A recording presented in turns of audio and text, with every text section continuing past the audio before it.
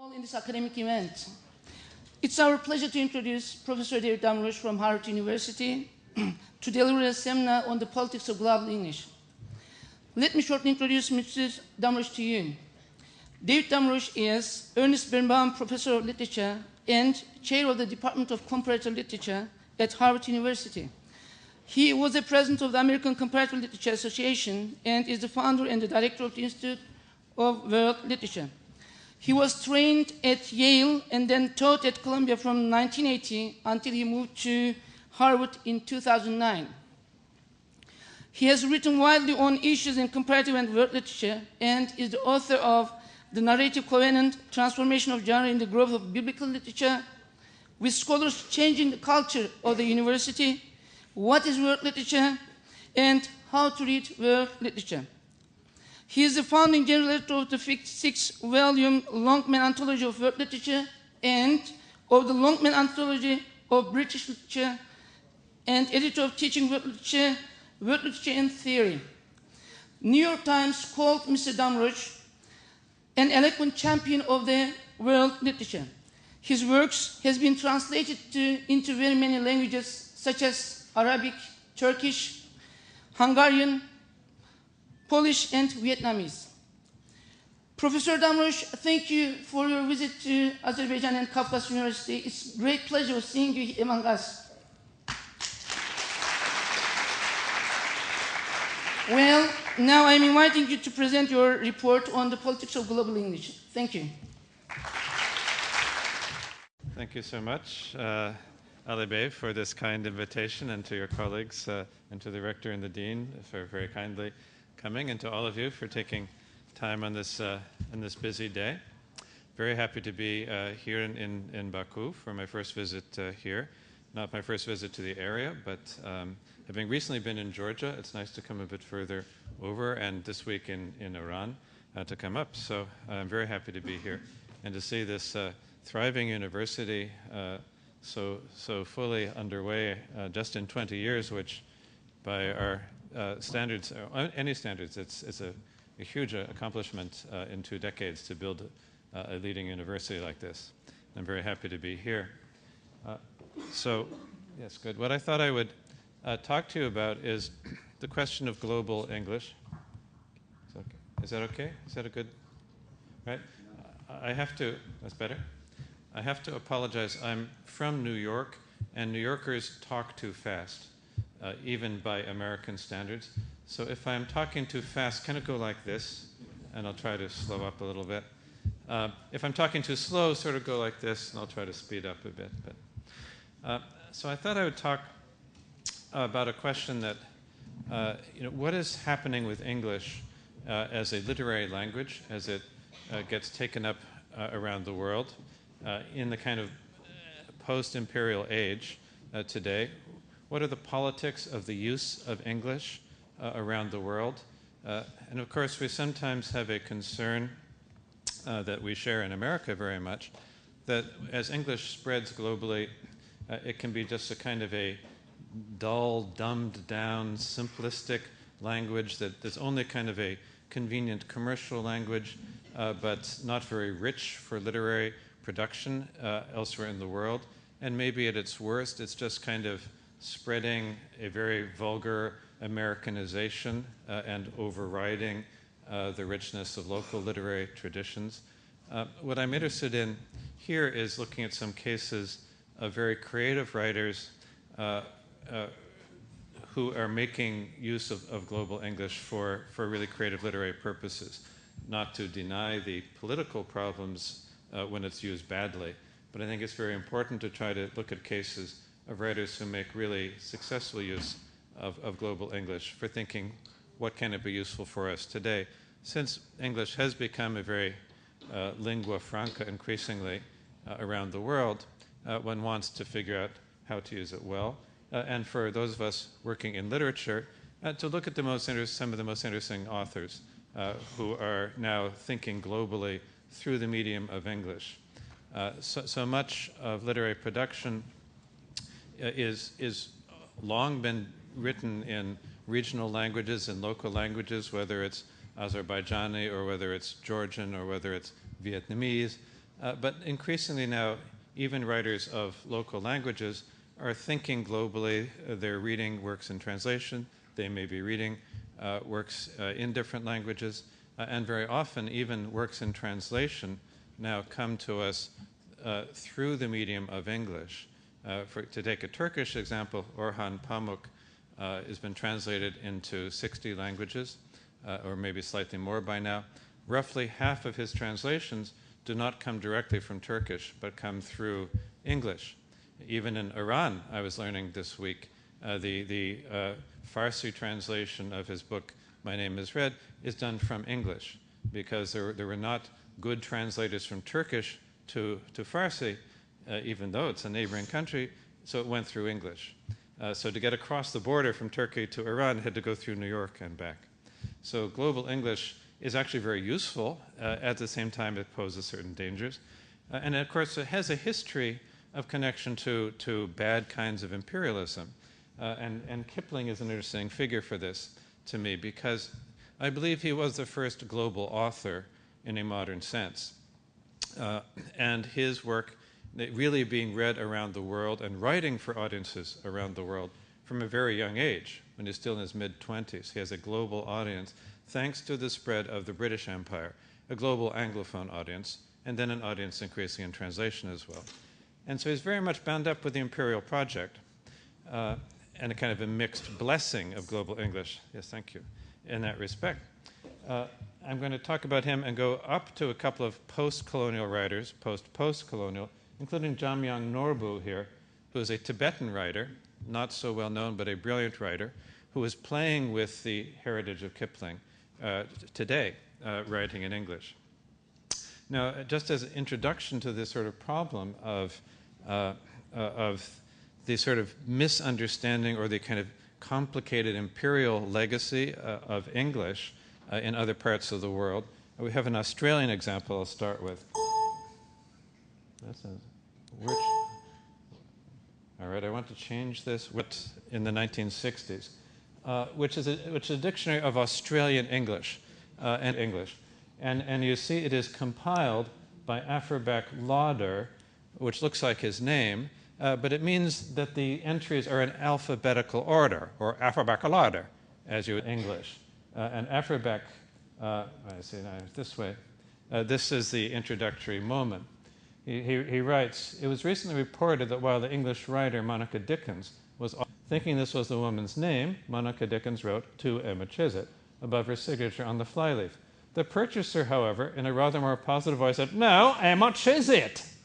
Eventually it became clear she had been speaking Stroin, and had used the Stroin equivalent of the English phrase, "How much is it?" The great-granddaughter of Charles Dickens, the famous author, she believes that this customer wants the sort of cultural capital of her signature on the flyleaf. She's the British writer coming from London to bestow the glories of English on these poor Australians. For example, Titch, Gloria Sarah Titch. Madam Titch has always been a great favourite of Stroin elder statesmen, who often refer to her in their more exuberant exhortations, e.g., "This is our glorious heritage." And you're a better man than I am, Gunga Din, says the narrator. But here in Stroin, Gunga Din means locked out, as in, "Oh, Gunga Din, the door's locked." I can't get in, the door is locked. It goes back to the sort of complex cultural and class dynamics of English, back as far as Kipling, who I want to talk about for a minute now. You have a fascinating case of seeing the birth of global English in the late 19th century with a number of figures, of whom the most interesting to me is Kipling. So you have, and Kipling was known both for his love of the British Empire, his closeness to the imperial project, but also his fondness for working class British soldiers. And here Max Beerbohm, who was a caricaturist and writer in the turn of the century, makes fun of Kipling. And the title of this caricature is "Mr. Rudyard Kipling takes a bloomin' day out on the blasted heath along with Britannia is girl." And so you notice here this is using Cockney English. It's like as though Kipling cannot actually speak standard Queen's English. And here he is, as if he's a Roman soldier. He's got a Roman helmet, but he's very vulgar. He's dressed like a Cockney, a sort of working class inner city London guy who thinks he's clever and he's got this vulgar suit on. And she, however, is wearing his hat. So she's got a kind of a gender dynamic here. The British Empire is girl. Now, what's interesting to me is that Kipling started out, and later was also a great proponent of empire, but it's more interesting now, I think, to think of him as a global author, because he's one of the first people who really experimented with this. Now, he starts out, you may know that Kipling was a kind of a child prodigy. He was already publishing volumes of verse and stories when he was around 20 years old, 21 years old. And he starts out as a very local writer in India. He's born in India, he's educated then in England, comes back at age 17 to Lahore in northern India where his father is working as part of the British imperial program. And he gets a job as a journalist for the Lahore Civil and Military Gazette.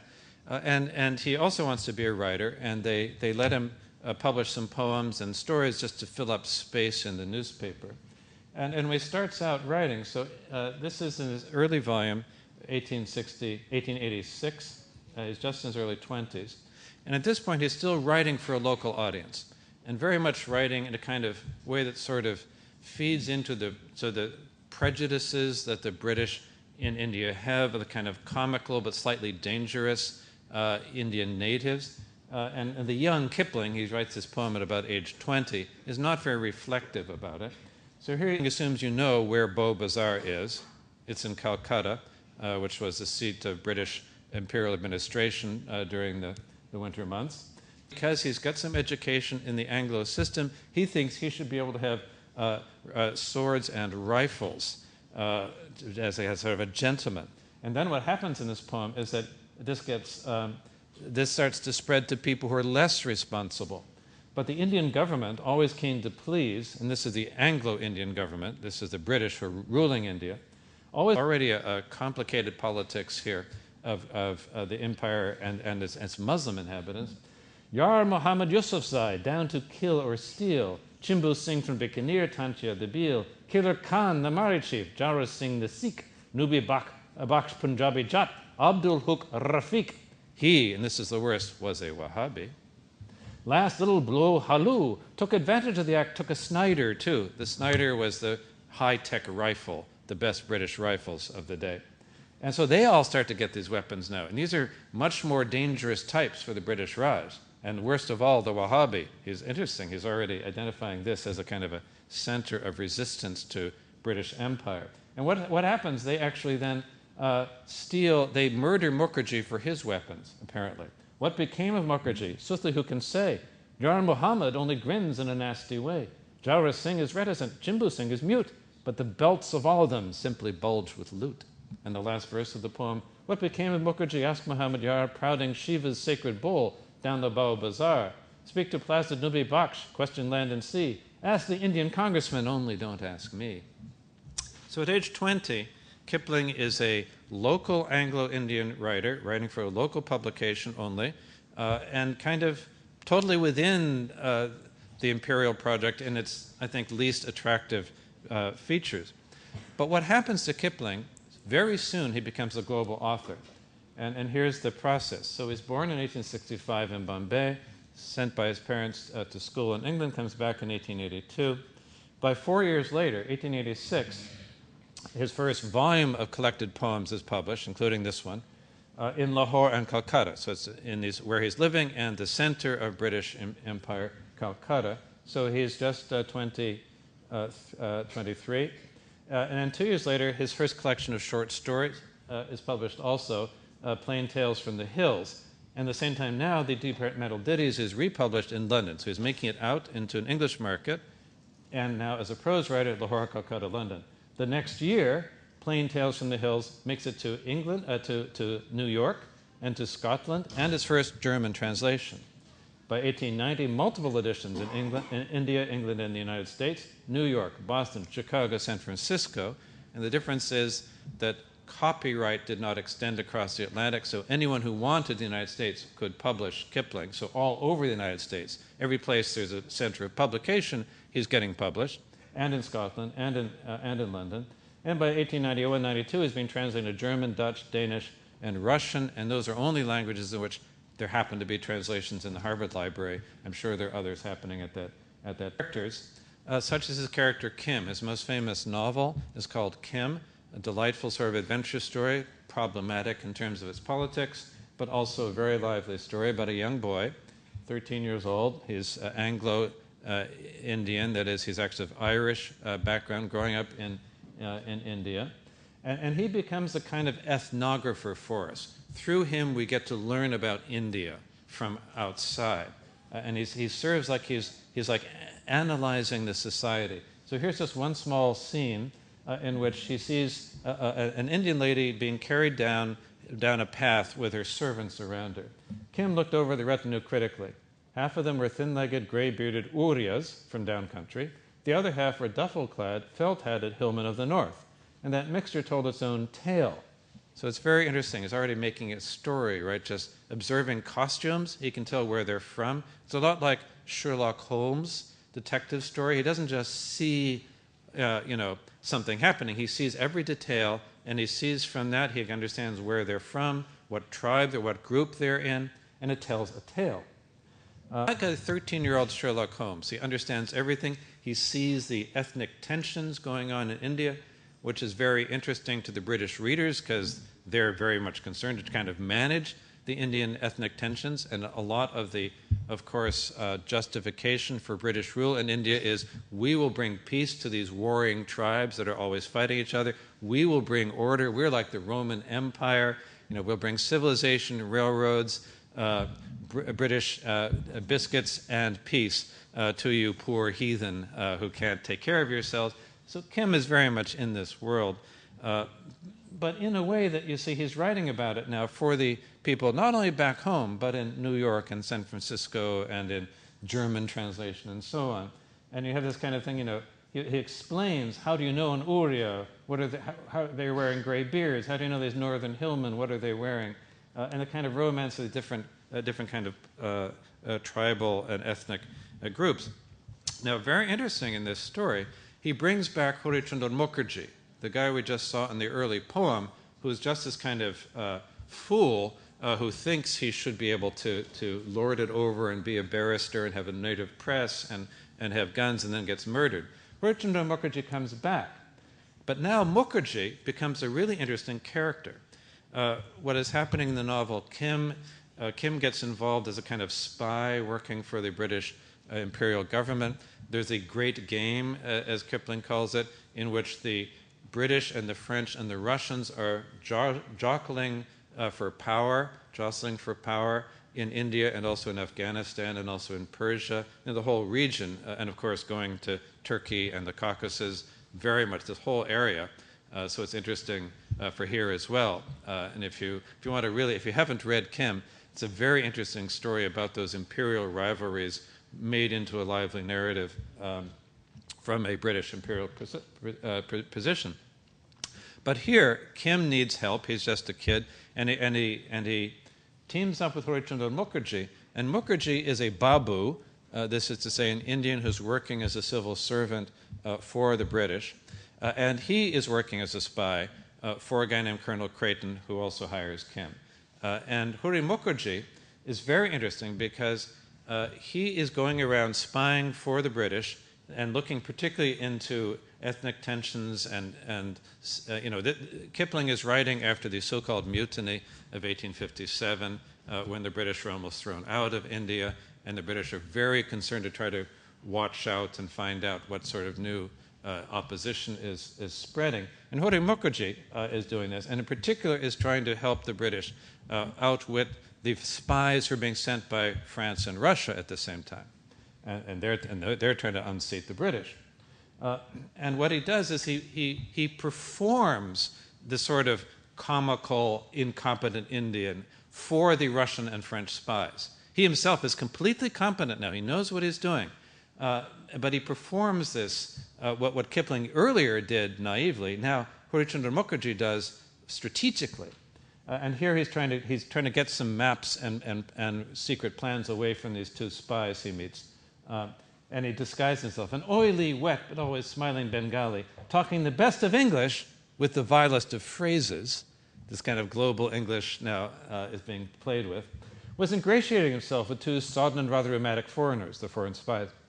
There was no need to feign madness, or the Babu had thought of another means of securing a welcome. He wrung out his wet clothes, slipped on his patent leather shoes, opened the blue and white umbrella, and with mincing gait and a heart beating against his tonsils, appeared as agent for His Royal Highness, the Raja of Rampur, gentlemen. What can I do for you, please? He became thickly treasonous and spoke in terms of sweeping indecency, of a government which had forced upon him a white man's education and neglected to supply him with a white man's salary. It's amazing here that Kipling so much understands the native resentment and represents it here, being used strategically by Harichandra Mukherjee to make the Russian and the French spy think he's angry at the British, whom he's actually working for, right? So he can steal their secret plans. He babbled tales of oppression and wrong till tears ran down his cheeks for the miseries of his land. Then he staggered off, singing love songs of Lower Bengal. I love the lower, not just Upper Bengal, but Lower Bengal. And collapsed upon a wet tree trunk. Never was so unfortunate a project of English rule in India more unhappily thrust upon aliens. And these foreign spies who disguise themselves as sportsmen, they're all just of that pattern, said one sportsman to the other in French. When we get into India proper, thou wilt see. Decidedly this fellow is an original, said the taller of the two foreigners. He is like the nightmare of a Viennese courier. He represents in little India in transition, the monstrous hybridism of East and West, the Russian replied. It is we who can deal with Orientals. Now, this is really interesting. My colleague at Harvard, Homi Bhabha, talks a lot about hybridity and hybridism as a kind of anti-imperial trend. Here, Kipling is on the side of hybridism, and the bad guys, the Russian and the French, are against hybridity. So Kipling and Homi Bhabha are brothers under the skin, which would surprise Homi, I think. I should see what he thinks about this. You see here, there's still an imperial claim. To be a good British imperialist, you should be like Kipling, you should be like Kim, you should be like Harichandra Mukherjee. We good imperialists do not think Indians are all alike. We see every little difference. We understand we respect the difference of culture between the Northmen and the people in the South, and the Sikhs and the Buddhists and the Muslims. We can therefore do justice to all this multiple country, unlike these bad Russians and French who don't appreciate hybridity. So by the time he's in his early 30s, Kipling is really reinventing himself as a writer, using global English very strategically to think about a hybrid globalized world. Not only is he writing for the whole world, but he also sees India as a place where all the world meets. The world's imperial tensions, the world's religions, the world's social possibilities. Now, I'd like to pair him for a minute with the other first great global writer of global English, which is Conrad, his contemporary. Joseph Conrad, writing a little bit later, because he starts later in life. For Conrad, it is not so much the British Empire that makes him a global writer, it is the ocean. Conrad has years in the merchant marine, sailing around the world. And he talks about, in one of his early novels, The Nigger of the Narcissus, the importance of the sea. On men reprieved by its disdainful mercy, the immortal sea confers in its justice the full privilege of desired unrest. It's very nice. This is a global writer who is restless everywhere, and the globe provides a way to sort of perform restlessness and experience the world. And Conrad, he has these voyages around the world for these years, 20 years he's in the merchant marine, and then he starts writing at about age 40, quite late in life. And by then he's been all these places, and he sets books everywhere he's been. So you have The Nigger of the Narcissus in the Indian Ocean, you have Victory, you have Lord Jim here in Indonesia, Heart of Darkness famously in Congo, Chance, which is set in London, Nostromo, Tale of the Seaboard, which is set in roughly Venezuela type of area. So he's really now a global author in terms of his setting, as well as in terms of using the global language, which was his own third language, Conrad, of course, is Polish, was Polish, and grew up speaking first Polish, then French. He learned, and is first in the French merchant marine. English is his third language.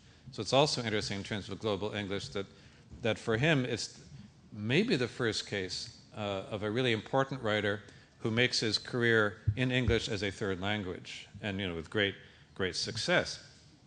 So global English means, among other things, here it is now becoming, by the turn of the century, by 1900, becoming a transit medium for writers themselves to move into this new language, so that instead of writing for a Polish audience, which is no longer available to him, he's been basically in exile out of Poland, or even in French, he chooses English as the more global language and settles in England for the rest of his life.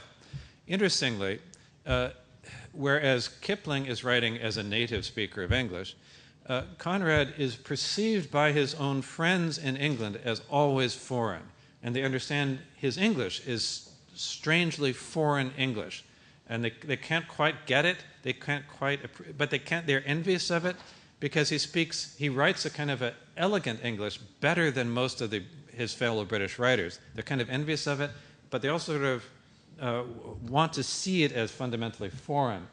And along with Conrad, you have the question of his relation to empire. He was viewed as the anti-imperialist versus Kipling, the great imperialist. But you start to get questions about this. V.S. Naipaul, the Caribbean writer, says, I found that Conrad had been everywhere before me. Conrad, who is sort of negative about the effects of empire. But then you get Chinua Achebe criticizing strongly his book, Heart of Darkness. Conrad was a bloody racist, says Achebe. Unfortunately, his Heart of Darkness plagues us still. But along with this complicated how imperial, anti-imperial is he, there's a question of his English. Are they really brothers under the skin? I think they are in terms of their exploitation of the terms of global English and their complicated attitude towards the imperial project. But was he even writing English? Kipling himself says about Conrad, with a pen in his hand, he was always first among us. So Kipling knows he's a better actual writer. His prose is better than Kipling's.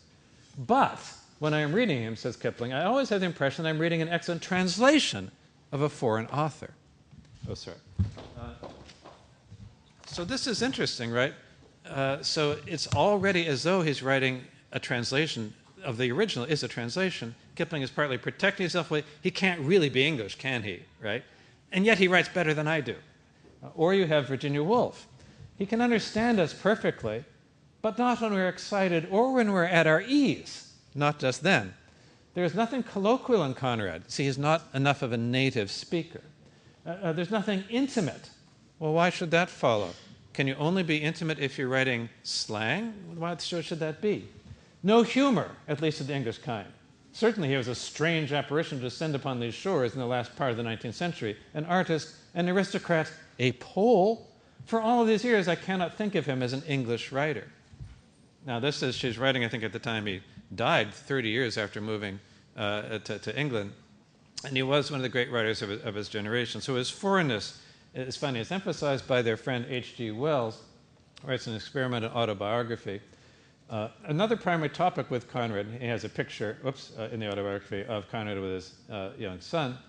Another primary topic with Conrad was the feeling of being incurably foreign. Conrad, Mrs. Conrad, and his small, blonde-haired, bright-eyed boy would come over to Sandgate, where the H.G. Wells had a house, cracking a whip along a country house, cracking a whip along the road, driving a little black pony carriage as though it was a droshky, and encouraging a puzzled little Kentish pony with loud cries and endearments in Polish, to the dismay of all beholders.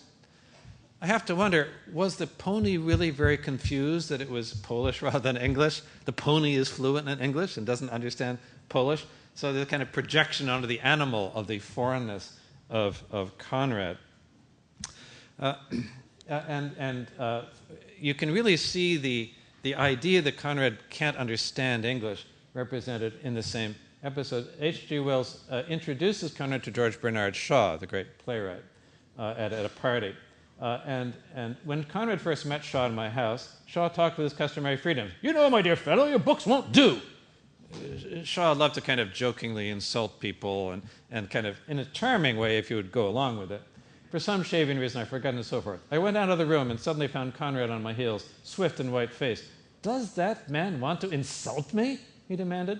The provocation to say yes and assist the subsequent duel was very great, but I overcame it. It's humor, I said, and took Conrad out into the gardens to cool. One could always baffle Conrad by saying humor. It was one of our damned English tricks he had never learned to tackle. I think what's funny about this is that Conrad is actually very full of a kind of Polish, Eastern European humor, a dark irony. There's a lot of humor in Conrad, but it's not this bluff British humor. And the English are very invested in thinking of him as so foreign that he can't even get a joke. At the same time, even H.G. Wells is envious of how well Conrad writes. He spoke English strangely, said Wells, not badly altogether, but with certain oddities. Yet he wove an extraordinarily rich descriptive English prose, a new sort of English, of his own, conspicuously and almost necessarily free from stereotyped expressions and hacked phrases, in which foreign terms and phrases interlaced with unusual native words unusually used. Same thing can be said of Kipling. There was this fine, fresh, careful, slightly exotic quality about his prose. So what we see, the British H.G. Wells, Virginia Woolf, they're envious of the fact he's doing what they want to do. The modernists want to make English fresh, new, free of the stereotyped phrase, and he, as a foreigner, can do this because it's all fresh to him, right? So we see global English now being remade by the foreigner who comes into English from the periphery of Europe, Eastern Europe, Poland at this time, into England in the imperial center and remaking English from within. And this, I think, becomes a real model for many colonial and post-colonial writers later in the century. So let me give the example. I'll give you two examples here of what has happened with global English and the heritage of Conrad and Kipling today. My second example will be the Tibetan Jamyang Norbu. The first one is Derek Walcott, born in 1930, still alive today, winner of the Nobel Prize. Shortly after he published his masterwork, Omeros, which is a retelling of the Odyssey and the Iliad, set in his small Caribbean island of St. Lucia. But I want to give you just one poem of his, where you see him reflecting on the heritage of English for a young black Caribbean guy on a tiny island, St. Lucia, not even one of the larger islands in the Caribbean, Volcano. And he's thinking about this British heritage. Joyce was afraid of thunder, James Joyce, but lions roared at his funeral from the Zurich Zoo. Was it Zurich or Trieste? No matter. These are legends, as much as the death of Joyce is a legend, or the strong rumor that Conrad is dead and that victory is ironic. Now this is interesting. He's writing this in 1976. He is now kind of playing ironically on the idea that the colonial subject in the periphery gets the news late from England. Well, you know, Joyce had died in 1941. By 1976, the news has gotten around. He's pretending like this is just a rumor. He doesn't really know what's happening. Or that Conrad is dead, who died also in the 30s.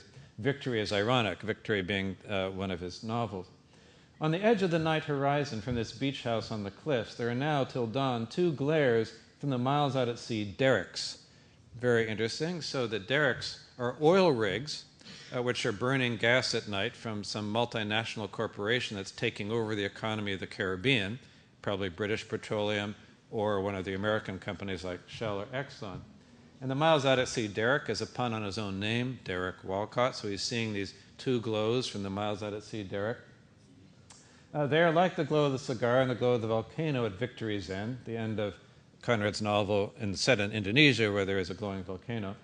One could abandon writing for the slow-burning signals of the great, to be instead their ideal reader, ruminative, voracious, making the love of masterpieces superior to attempting to repeat or outdo them, and be the greatest reader in the world. So the danger for the colonial subject on the periphery is you'll be so overwhelmed by the great works coming from the metropolitan center that you will never write anything yourself. That's the danger, right? You'll just be swamped by the global English coming to you in St. Lucia or in India or wherever. But, he says, at least that requires awe, which has been lost to our time. So many people have seen everything. So many people can predict So many refuse to enter the silence of victory, the indolence that burns at the core. So many are no more than erect ash, like the cigar. So many take thunder for granted. How common is the lightning, how lost the leviathans we no longer look for. There were giants in those days. In those days, they made good cigars. I must read more carefully. Now, this is a very interesting, complicated sort of poetic statement of independence from the very tradition he's dependent on. He is going up in the wake of the British modernists like Conrad and Joyce, but he's also declaring independence. And he's taking his own anxiety as a peripheral colonial subject. Will he have anything to write about? Well, he's writing about the anxiety of writing about in the wake of these authors. And he chooses, I hope that's not Walcott objecting to what I'm saying, he chooses, interestingly, two prose writers, not poets, James Joyce and Joseph Conrad.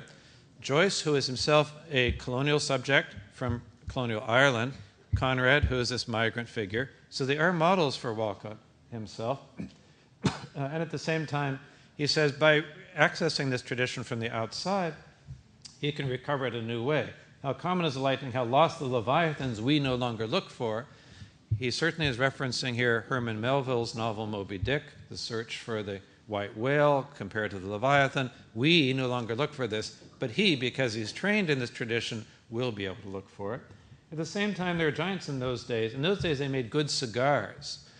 This line, you will not know its meaning unless you read a bunch more of Walcott's poetry. He is evoking his father here, his father, Warwick Walcott, who was a colonial subject before him, an amateur writer and painter who died at age 30 when Walcott was just a boy. And now Walcott is following his father's footsteps. And in various poems, he meets his father, and his father loves his cigars, so it's a sign of his father. And what Walcott is doing here is saying, I'm going to make my own, I'm going to remake the British canon, tie it to my own family heritage, and now to understand my poem, you have to read all of my other poems. That's really the kind of ambition he has. He's making himself a canonical figure.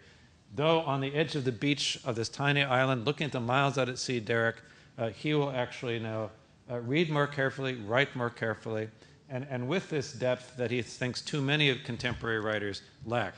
And this would be not only other Caribbean writers, but implicitly also other American poets who are now just talking only about themselves. Now he has a whole tradition which he gained as a colonial subject and he can remake and personalize for himself. Just one other example, he has a great poem called The Fortunate Traveler, very much about the problems of globalization. The Fortunate Traveler is an English professor who gives up teaching literature after he sees some starving children while he's on a vacation. He becomes an international aid worker. He goes to work for the World Bank, but he becomes corrupted.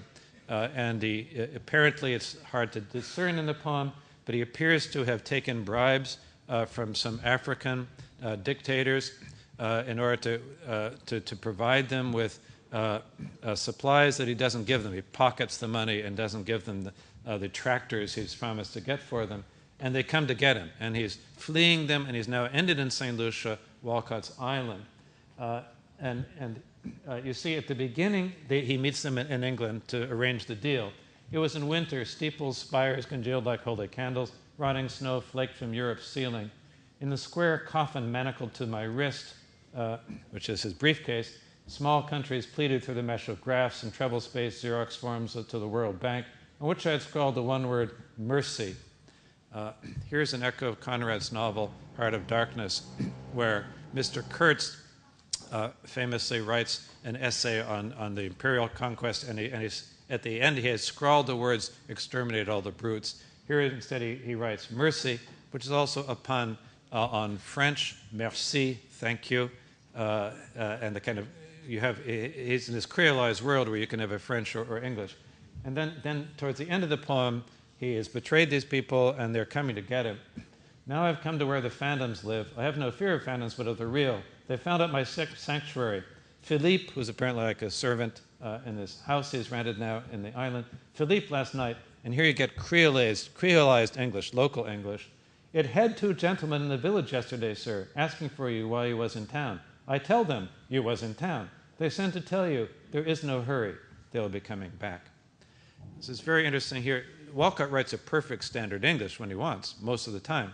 Here he uses the creolized English to express the sense of foreignness and also to employ this creolized English, this local English, for the kind of tragic heart of the story. Now we realize what's going to happen, and he's caught. And the global frame in the poem, in the middle of the poem, he comes back to Conrad. Mr. Kurtz is the famous sort of figure that in Heart of Darkness, Marlowe goes to see, and Kurtz dies. He's been selling ivory, sets himself up as a kind of god figure. Through Kurtz's teeth, white skull and elephant grass, the imperial fiction sings. Sunday wrinkles down river from the heart of darkness. The heart of darkness isn't Africa. The heart of darkness is the core of fire in the white center of the Holocaust. The heart of darkness is the rubber claw selecting a scalpel in antiseptic light. The hills of children's shoes outside the chimneys. You're certainly thinking of Auschwitz here, which is in Conrad's old country, Poland. Jacob, in his last card, sent me these verses. Think of a God who doesn't lose his sleep. If trees burst into tears or glaciers weep. So aping his indifference, I write now, not Anno Domini, after Dachau. So AD now means after Dachau. So you see in Walcott's, in this poem, you have the global frame, the imperialism of Conrad and Kipling now is the global world of genocide and global struggle and the creolized English. Now this is kind of a tragic and very moving set of poems. My final example will be John Myung Norbu, which is a hilarious comic novel that I recommend to you very strongly. And this is called The Mandala of Sherlock Holmes. Now, what's happening here is that Norbu is a Tibetan activist. He, as a child, and his family moved down into northern India when the Chinese exerted their control over Tibet and reasserted it as a province of China. And he learns English, and he has a very different attitude towards English than a lot of Anglo-Indian, the Indian writers today. He found in English, he has a preface to the novel, which says he was very lonely and isolated in Dharamsala in northern India until he learned English, because then he could make friends and he learned how to read novels. As part of the small Tibetan community, he was really cut off from the Hindi speakers around him, but English became a common medium where he could meet more people, and he learned how to read serious fiction, imperial fiction, and then he decides he can use this. So after various attempts at writing various books about Tibetan culture, he wants to reach a broader audience with a message about the struggle against China. And he decides the way to do this is to write a novel, a comic novel, that will sort of dramatize these events at a distance. So he writes a historical novel. And he's a devotee of Sherlock Holmes stories. He always was, Norbu. And in Sherlock Holmes, are there some fans of Sherlock Holmes stories here? Some of you know Conan Doyle, great, one of the great founders of mystery, detective stories. So Conan Doyle wrote a series of stories, several volumes worth, about Sherlock Holmes. And he got sick of writing about Sherlock Holmes. Then he kills Sherlock Holmes off. An evil genius named Dr. Moriarty kills him on these falls. They're fighting over this fall. You see it on the cover here. But then 2 years later, he brought Sherlock back to life because his fans kept demanding more Sherlock Holmes stories. Now, when Sherlock Holmes comes back to life, he has a faithful sidekick named Dr. Watson, who's the narrator who tells the stories. And he has to tell Watson what he was doing for these 2 years, because Watson wasn't there. Watson thought he was dead. And he says he went traveling in Tibet and had some interesting conversations with the Grand Lama. So Norbu thinks, oh, I could tell that story. So he makes up a murder mystery set in Tibet, North India and Tibet, when Sherlock Holmes is there. And then he tells this story. This becomes a kind of allegory of resistance to China because there are evil Chinese ambassadors involved in these murders. They're set back around 1900. But now he also needs a Dr. Watson figure. But Dr. Watson wasn't there. So who is he going to have? Brilliantly, he chooses Harichandra Mukherjee, Kipling's character, as the Dr. Watson. And this is really interesting because I've talked to friends in India about this. No one I've talked to in India can bear the idea of Harishchandra Mukherjee. It's so associated with a kind of racist imperialism, they really find it very uncomfortable reading. But for Norbu, the British Empire is not his struggle. The Chinese Empire is what he cares about. He's happy to use the British heritage and just to play with it. So Harishchandra Mukherjee now becomes a kind of second hero of the book. And what's interesting is he tries to deceive Sherlock. They first meet, the British Empire, the spy system knows some stranger has arrived. This is Sherlock Holmes in disguise. They want to know who he is. So they ask Harishchandra Mukherjee to go and try to find him out. And he disguises himself, Harishchandra Mukherjee, tries to assume an identity. I am Satinder, I am Satai, failed entrance at Harvard University, I said, making a low formal bow and salam. It is my immense privilege and esteemed honor as a representative of Messrs. Alibai Valiji & Sons Shipping Agency to welcome your honor to the shores of Indian Empire and perform supervision of all conveniences and comforts, doing visitations and executions in the great metropolis of Bombay. Then he adds, very self-aware, it is always an advantage for a Babu to try and live up to a Sahib's preconception of the semi-educated native. This is already happening in Kipling's novel, and now Harishchandra Mukherjee is emphasizing this. But to his shock, Sherlock sees through his disguise, can tell he's lying. Thank you. Sherlock turned and looked at me with a pair of remarkable eyes that were uncomfortably sharp and piercing. You have been in Afghanistan, I perceive. This is brilliant because the first thing that Sherlock Holmes says to Dr. Watson is, you've been in Afghanistan, I perceive, because he'd been a doctor for the British service. Of course, I was not expecting this, says Harishchandra Mukherjee, but I trust I managed to recover my somewhat shaken wits fast enough to make an adequate, if not totally convincing answer. And I love this paragraph because here you see he's so shocked. He goes into kind of a hyper Babu speak. Norbu is having so much fun with this. Wah, oh, no, Sahib. I am most humble Hindu from Wood, presently remunerative in gainful employment in demi-official position of agent pro tem to respectable shipping firm. Afghanistan. Why, Sahib, land is wretched, cold, devoid of essential facilities and civilized amenities. Natives, murdering savages, Muslimans of worst sort, beyond redemption, mastercy of British law. Why go to Afghanistan? Why, indeed, said he, with a low chuckle that sounded rather sinister. It's totally wonderful. You see this sort of Babu's, Norbu's having so much fun with it. And the great thing here is that it doesn't work. Why does it not work? Because Sherlock Holmes is the first European who he has ever met who is not a racist. He does not see a stereotype. He sees the actual thing in front of him, right? This is just what we saw Kim doing, what we saw Harishchandra Mukherjee doing in Kim. And now Norbu makes Sherlock the one European who's not a racist. Totally freaks out Harishchandra Mukherjee. One thing that's very nice is that then in the novel, originally in Kim, Harishchandra Mukherjee has a kind of a comic, ambition. His day job is being a spy for the British Empire. His real love is being ethnographer. He loves to go around India collecting native customs, writing them up, and he has the dream of becoming a fellow of the Royal Society in London because of his ethnographic work. Now, in the novel, in Kipling's novel, it's okay. In the novel, it's a comic idea. Of course, an Indian will never get to join the Royal Society. It's kind of fun, it's kind of cute, but he never will. But in this novel, in Norbu, he gets his dream come true. On the title page, Sherlock Holmes: The Missing Years, The Adventure of the Great Detective in Indian Tibetan novel, Jamin Norbu, based on the reminiscences of Harishchandra Mukherjee, CIFRGS Rai Bahadur, which is an Indian Scholarly Society, Fellow of the Royal Society of London, and on top, Fellow of the Royal Geographical Society, recipient of Founders Medal, and corresponding member of the Imperial Archaeological Society of St. Petersburg, and associate member of the Royal Ajax Society of Bengal, Calcutta, which is a British imperial thing, and Life Matter of the Brahmo Somaj, Calcutta, which is an Indian scholarly organization. So now in Norbu's novel, Harishchandra Mukherjee is uniting East and West, Russia, British. He's the uber scholar, the ultimate scholar. Now, so what's really interesting about this wonderful, hilarious mash-up of Conan Doyle and Kipling is that it really worked globally for Norbu. If he'd just written an earnest little tract set in Tibet, or even a novel of Tibetan life, it probably would not have gotten much of an audience. But this novel goes all over the place.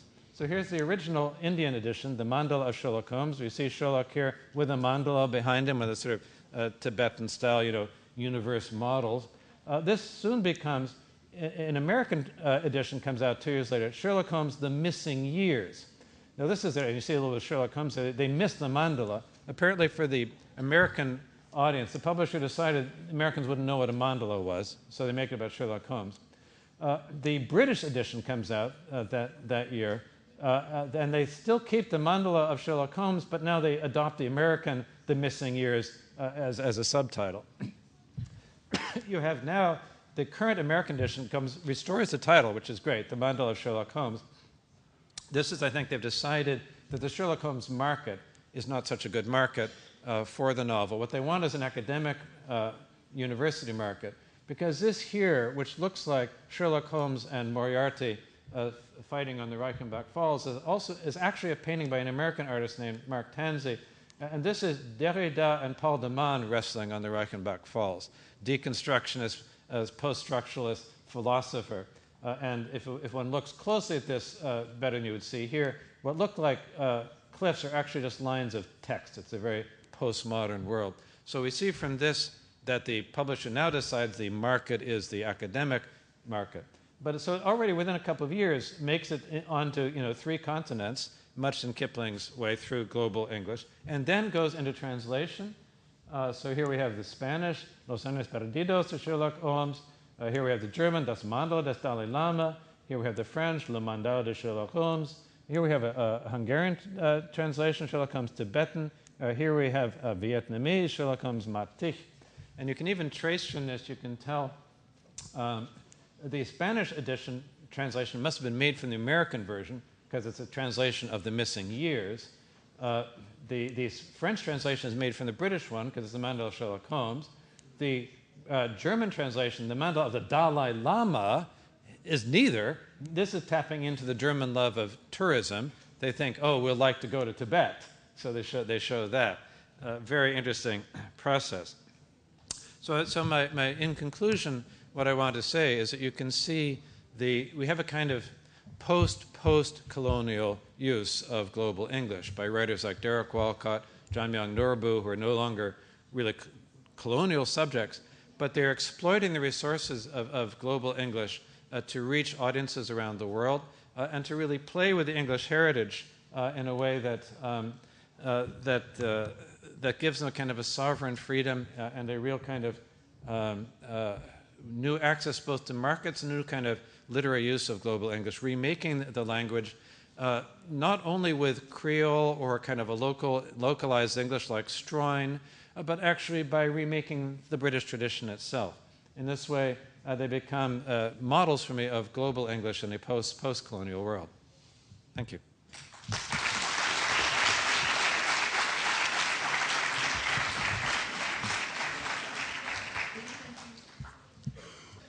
Particularly having just come up from Shiraz and Tehran, it is very interesting to see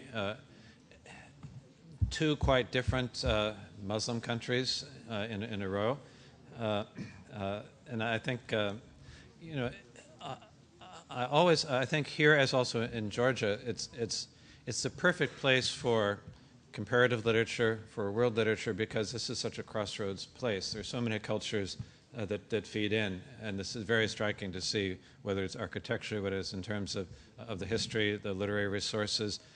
I've gotten interested in Nizami recently, and also we're just talking about Ali and Nino, my favorite modern novel, the one modern novel that I know from Azerbaijani background, and I want to read a lot more. But both of those figures, both the classical Nizami and Qurban Said, are extraordinarily international figures. So what I love is to be in such an international city, well to each other, and it's not even a matter of language. They may be totally fluent, and they tend to be quite good in English, but they have come from such different educational systems. And it isn't even just culture broadly, but it's the actual educational system, the way they think to interact in a class is different, so that what they expect of a professor is different. how they relate to fellow students is different. And a lot of the excitement of bringing people together is to help to negotiate those cultural differences at the level of pedagogy and intellectual exchange. So I would say it's always a challenge, as long as the audience is willing to put up with my English and my speaking too fast, then I think it's always a lot of fun. Our rector to introduce you a plaque. Yes.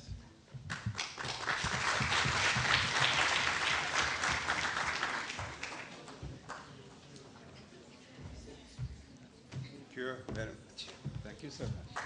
for your speech and comment. This is lovely. Thank you.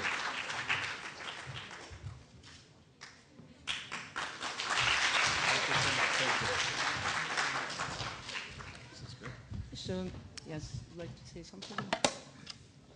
And I really want to thank you for your hospitality and Ali Bereket and all of his colleagues. They've been tirelessly showing me around, and there's so much more to see.